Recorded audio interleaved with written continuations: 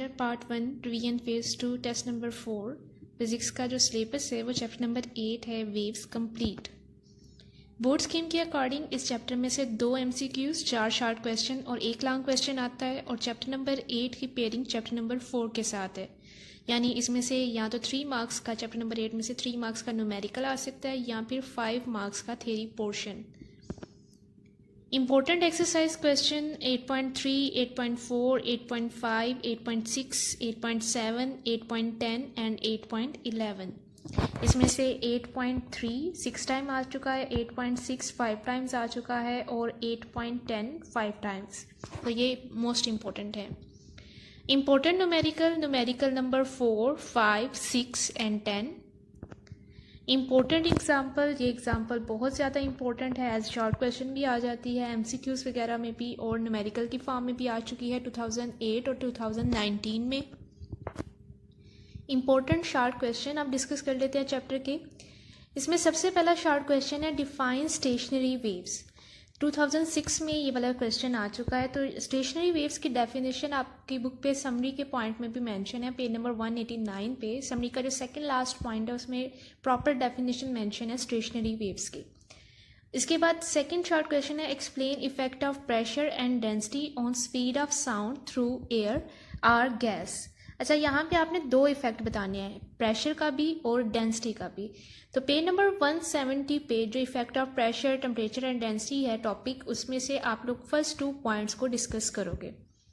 उसके बाद third short question है व्हाट आर बीट्स। तो पेज नंबर 173 पे जो सेकंड पॉइंट लिखा है प्रिंसिपल ऑफ सुपरपोजिशन का, उसमें डेफिनेशन मेंशन है बीट्स की। अदरवाइज आपने बीट्स के टॉपिक किया था, उसमें भी डेफिनेशन मेंशन करवाई गई थी आपको।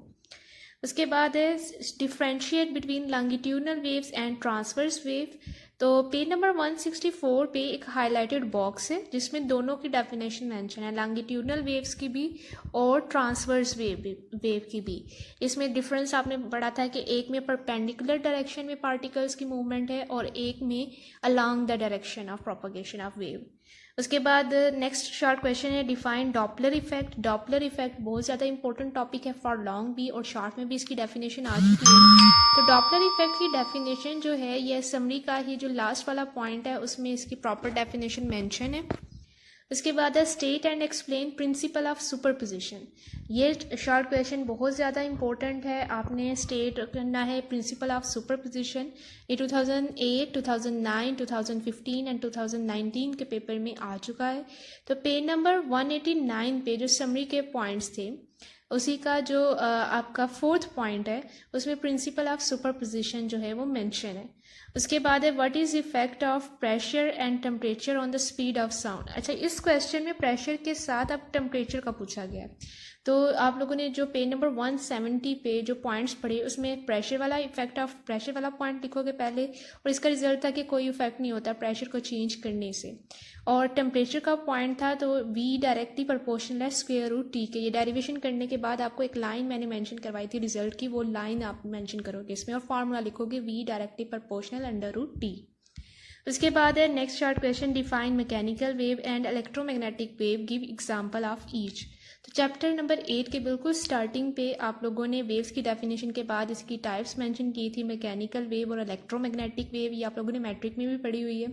तो एक में मीडियम रिक्वायर है और एक में मीडियम रिक्वायर नहीं, और इसी के अकॉर्डिंग आप उनकी एग्जाम्पल लिख सकते हो, साउंड वेव्स मैंशन कर सकते हो, या फिर जो आपके पास लाइट है उसकी एग्जाम्पल दे सकते हो। उसके बाद नेक्स्ट शॉर्ट क्वेश्चन है what do you mean by sonar system. तो सोनार सिस्टम वाला जो पॉइंट है आप लोगों ने पेज नंबर 188 पे जो सेकंड पैराग्राफ है उस पैराग्राफ में सोनार सिस्टम की फुल एक्रोनिम मेंशन है। इसके अलावा इसी के 3rd पैराग्राफ में आप लोगों ने इसके यूजेस भी पढ़े थे, तो वो मेंशन करोगे। उसके बाद है why stationary waves are called standing wave. ये 2017 के पेपर में आ चुका है। और ये जो पॉइंट है मैंने आपको पेज नंबर 179 पे जो सेकंड लास्ट पैराग्राफ है उसके ऊपर स्टैंडिंग वेव्स की हेडिंग देख के मेंशन करवाया था कि स्टेशनरी वेव्स को हम स्टैंडिंग वेव्स क्यों कहते हैं, क्योंकि इसमें एनर्जी जो है वो नोड्स तक जो है वो फ्लो करती है, स्टैंडिंग पोजीशन में रहती है, आगे फ्लो नहीं कर पाती क्योंकि नोड्स पे डिस्प्लेसमेंट ज़ीरो है। तो इस कंडीशन में काइनेटिक एनर्जी से पोटेंशियल एनर्जी की फॉर्म में चेंज होती रहती है बट आगे फ्लो नहीं करती, तो इस वजह से हम कहते हैं स्टेशनरी वेव्स को स्टैंडिंग वेव्स। ये लाइन्स आपकी बुक पे मेंशन है, second last paragraph, page number 179 पे। उसके बाद है what are conditions for constructive and destructive interference of wave. तो ये वाला जो पॉइंट है ये आप लोगों ने पेज नंबर 174 पे एक हाईलाइटेड बॉक्स है और पेज नंबर 175 पे एक हाईलाइटेड बॉक्स है इंटरफेरेंस वाले टॉपिक में। तो वही दो हाईलाइटेड बॉक्स आप मेंशन करोगे, साथ इनके फार्मूलाज भी लिखोगे।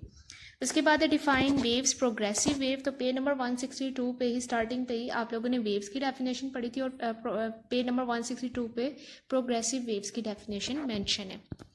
अब आते हैं इंपॉर्टेंट लॉन्ग क्वेश्चन। ये वो लॉन्ग क्वेश्चन है जो बोर्ड में आ चुके हैं, जैसे 2011 में पूछा गया कि डॉपलर इफेक्ट क्या है, और इसमें सिर्फ जो पूछा गया था वो था find the apparent change in frequency when source is at rest and observer is moving.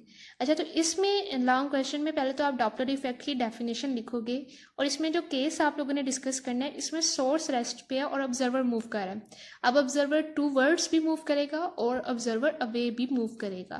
तो ये आप लोगों ने केस मेंशन करना है, when observer is moving towards the stationary source, when observer is moving away from the stationary source, यानी first two cases आप इस लॉन्ग क्वेश्चन में मेंशन करोगे।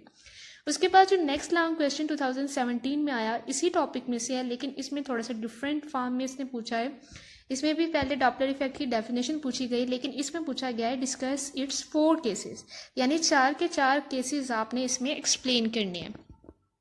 उसके बाद नेक्स्ट लॉन्ग क्वेश्चन आया था speed of sound in air at 0 degree Celsius is determined bye Newton's formula. Newton formula आप लोगों ने पढ़ा था, V = √P/ρ। अब उसने पूछा क्या है, why this formula could not give accurate velocity, derive the correct formula by using Laplace correction. तो बेसिकली आप लोगों ने speed of sound in air जो टॉपिक पढ़ा, ये पूरा टॉपिक एक्सप्लेन करना है इस लॉन्ग क्वेश्चन में। न्यूटन फार्मूला भी पहले एक्सप्लेन करोगे, फिर उसके ड्रॉबैक्स बताओगे और उसके बाद आप एक्सप्लेन करोगे लेप्लास करेक्शन।